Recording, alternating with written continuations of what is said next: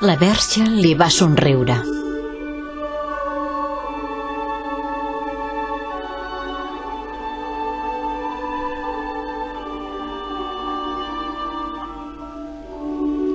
Al cim d'una muntanya hi havia una ermita.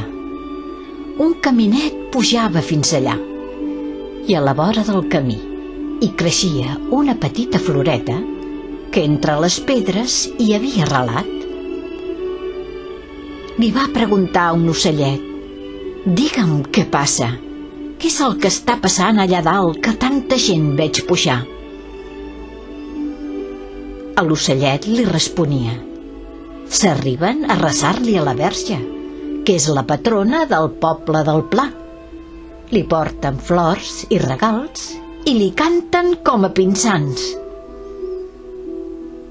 «Jo també vull anar-hi», li va dir la floreta.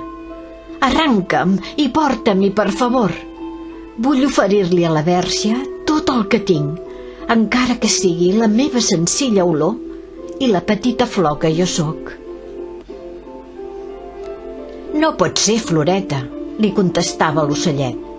«Si t'arranco em moriràs.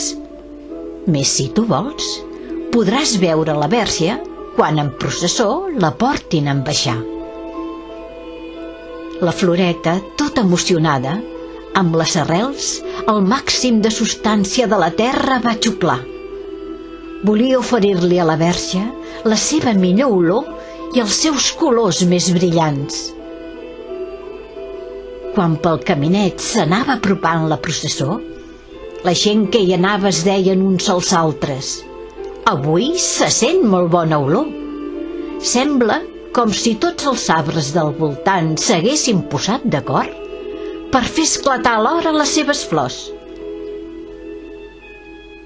L'imatge de la Verge la duien damunt d'un atri, engalanada, doncs era la seva festa major.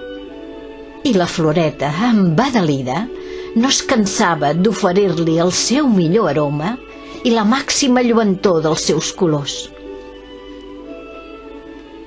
Alguns feligresos s'adonaren que quan la imatge de la Verge per davant de la floreta varen passar, aquesta va baixar els seus ulls tan afectuosos, va mirar a la petita floreta i un somriure en els seus llavis es va dibuixar.